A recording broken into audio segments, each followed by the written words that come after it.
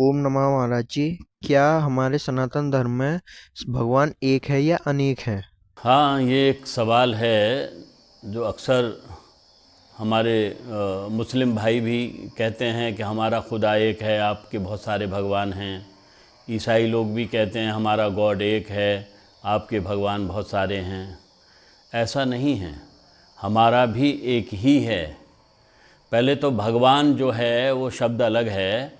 भगवान कहते हैं भगवान, माने भा से भूमि, गा से गगन, वा से वायु, आ से अग्नि और ना से नीर।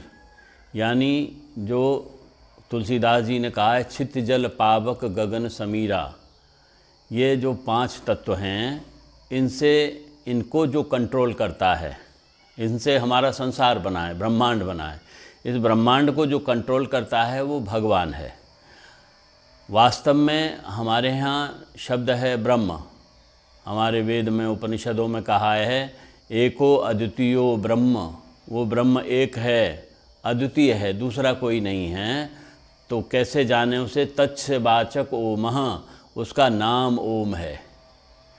यानी ओम वाचक रूप से भगवान ब्रह्म है, वास्तव में ब्रह्म अव्यक्त है।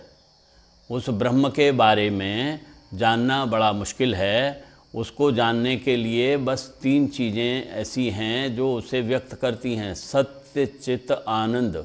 इसीलिए उसे सच्चिदानंद भी कहा गया है। सत्य और चित्त और आनंद, वो सत्य स्वरूप है, प्रकाश स्वरूप है और आनंद स्वरूप है।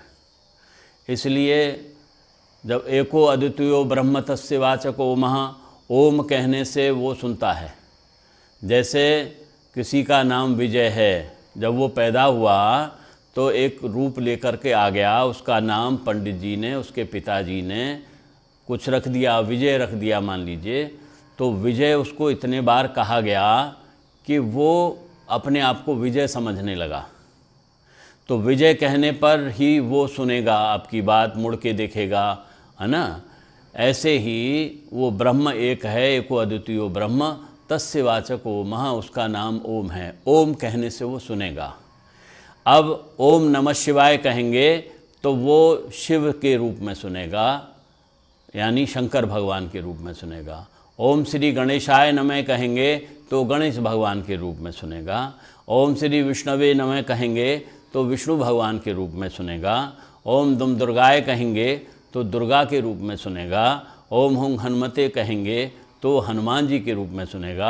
आप जिस नाम से भी पुकारोगे ओम लगाकर, तो वो आपकी भावना के अनुसार व्यक्त हो जाता है।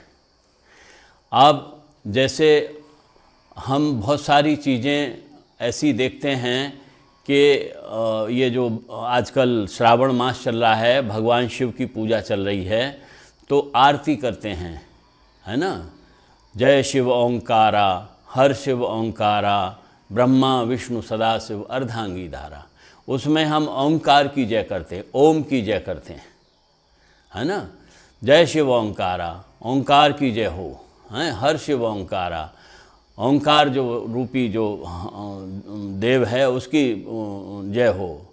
एकानन चतुरानन पंचानन राजय, एक का एक मुख है, एक का 4 मुख हैं, एक के 5 मुख हैं। एकानन चतुरानन पंचानन राजे, हंसासन गरुड़ासन वृषभान साजे। एक हंस पे चलता है, एक गरुड़ पे चलता है, एक वृषभ पे चलता है। 2 भुज 4 चतुर्भुज 10 भुज ते सो है। किसी की 2 भुज, एक की 2 भुजाएं हैं, एक की 4 भुजाएं हैं, एक की 10 भुजाएं।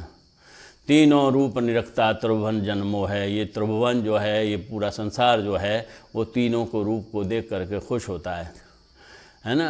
कर में श्रेष्ठ कमंडल चक्र त्रिशूल धरता। एक के कमंडल हाथ में है, एक के चक्र हाथ में है, एक त्रिशूल रखता है, हैं। कर में श्रेष्ठ कमंडल चक्र त्रिशूल धरता, जग करता जग हरता जग पालन करता।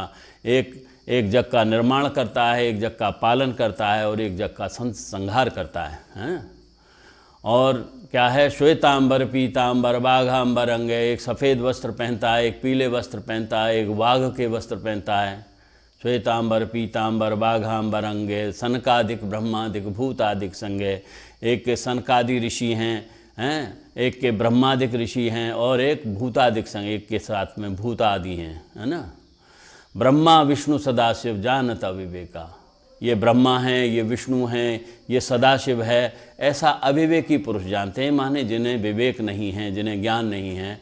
ये प्रणवाक्षर के मध्य यह तीनों का है, प्रणवाक्षर माने ओम, ओम के मध्य में ये तीनों ब्रह्मा विष्णु महेश एक हो जाते हैं, इसलिए जय शिव ओंकारा, हर शिव ओंकारा, ब्रह्मा विष्णु सदाशिव अर्धांगी धारा, यानी इसीलिए ओंकार की जय हो, शिव की जय हो, है ना। ब्रह्मा विष्णु जिसके अंदर तीनों समाहित रहते हैं, ऐसे ओंकार की जय हो।